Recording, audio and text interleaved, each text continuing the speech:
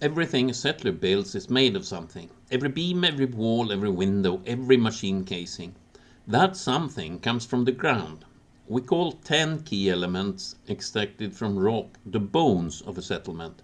The question a settler should ask before committing to a location is not whether manufacturing materials are present. The bones are always present. The question is how much, of what kind, and whether you can read that before committing. Well, silicate rock is the dominant rock type on every rocky body in the solar system. The Moon is silicate rock. Mars is silicate rock. Ceres is silicate rock. Most asteroids, all that are not dark carbonaceous or pure metal, are silicate rock. The elements that form silicate rock are therefore elements that settlers can expect to find on essentially any location worth considering. Because if it's not found, they must be brought at great expense.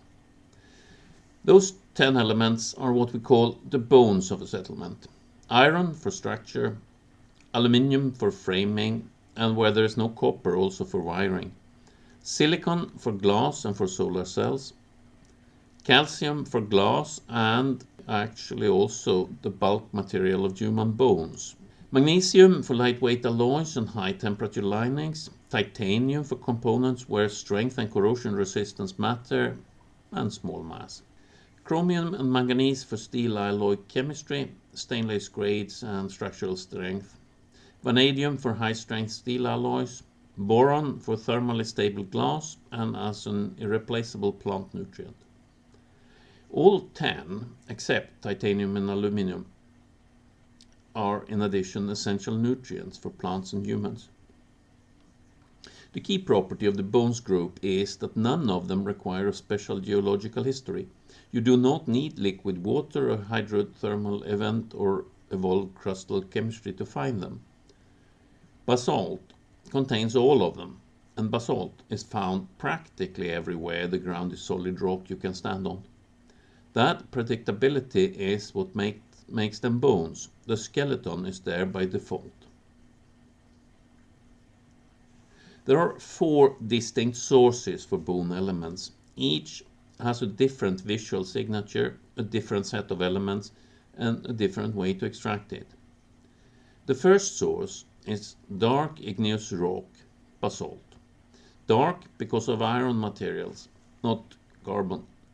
This is important. Carbonaceous dark rock, the kind that carries volatile element, is a primitive unprocessed chemically distinct material. Mafic dark rock, however, has been through high temperatures. Any volatiles it once held have long since cooked off. What remains is iron and a lot of other minerals that tend to travel with iron. In basalt, iron sits in 2 kinds of mineral. The silicate minerals, pyroxene and olivine, carry iron throughout the bulk of the rock. The oxide minerals, ilmenite above all, concentrate iron and titanium together in a separate phase. Ilmenite content varies across basaltic terrain and is detectable from orbit by the way the rock reflects light. High ilmenite basalt gives more titanium per ton processed, but the iron is more tightly bound and requires more processing steps to separate than from iron silicates. Whether that trade-off is worthwhile depends on how much titanium the settlement is designed for.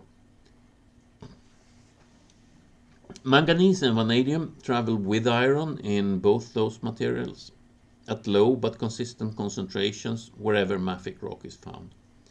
They arrive as co-products of iron processing without dedicated sourcing. Chromium concentrates in chromite, an oxide mineral associated with the same mafic and ultramafic rock.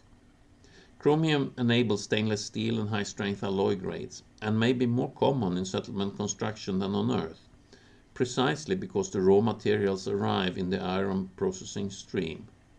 Chromite does not produce a clean spectroscopic signal from orbit the way iron oxide does.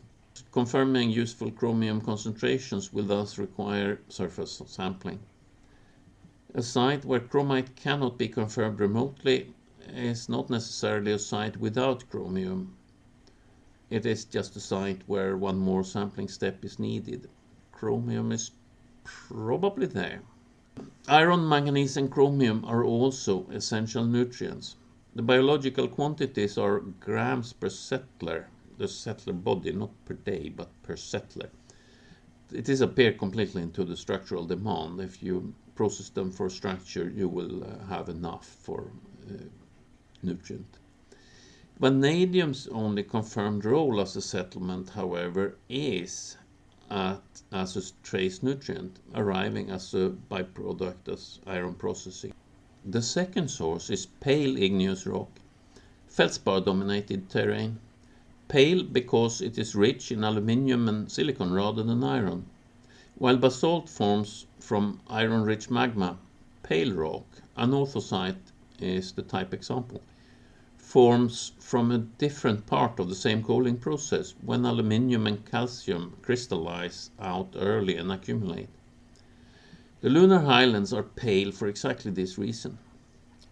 Silicon makes up roughly 20% by mass of any silicate regolith, pale or dark.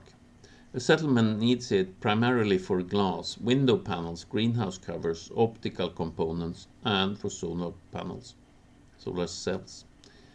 A typical solar panel is about 55% glass by mass, and that glass is itself about 70% silicon dioxide.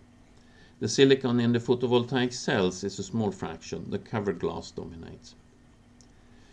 Aluminium is locked in plagioclase feldspar, the main mineral of pale terrain. It makes up between 5 and 14% of silicate regolith by mass. Its primary settlement roles are wiring, where it substitutes for copper when copper is absent, which is most places, and framing, where mass matters. Extracting aluminium from feldspar requires substantially more energy than from the hydroxide ores available on Earth, because feldspar is a silicate and the aluminium is more tightly bound. The feedstock is never the constraint, the energy cost of processing may well be. Calcium comes from the same plagioclase feldspar and from pyroxene. Normal window glass is roughly 10% calcium oxide by mass, making calcium a significant stock element at settlement glass qualities. Calcium is the bulk material of human bones. The element that gives this group its name is literally structural in biology as well as in engineering. Magnesium is in olivine or pyroxene. Silicate minerals present in both dark and pale rock, though more abundant in darker mafic terrain.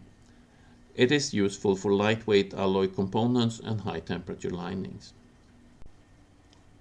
The third source is different from the two sources above, and it is needed for boron, our 10th and last element in the bones category.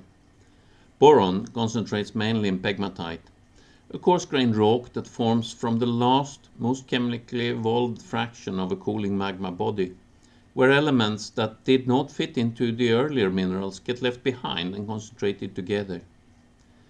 The quantity of boron needed in manufacturing is small, under a kilogram per settler, for borosilicate glass and magnet trace requirements.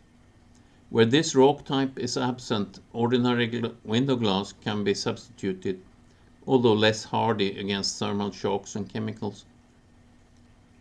Boron is also essential for plant growth, with no substitute in plant biochemistry.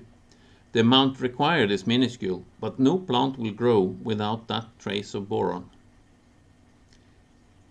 The fourth source is not really rock. There are asteroids containing pure metal. These are known as differentiated asteroids, bodies large enough to have melted and separated into layers and with pure iron-nickel alloy cores. When such asteroids collide and break apart, the core fragments become iron meteorites, essentially pre-smelted structural metal, no reduction required. A crashed meteorite is an in situ iron nugget, giant nugget perhaps.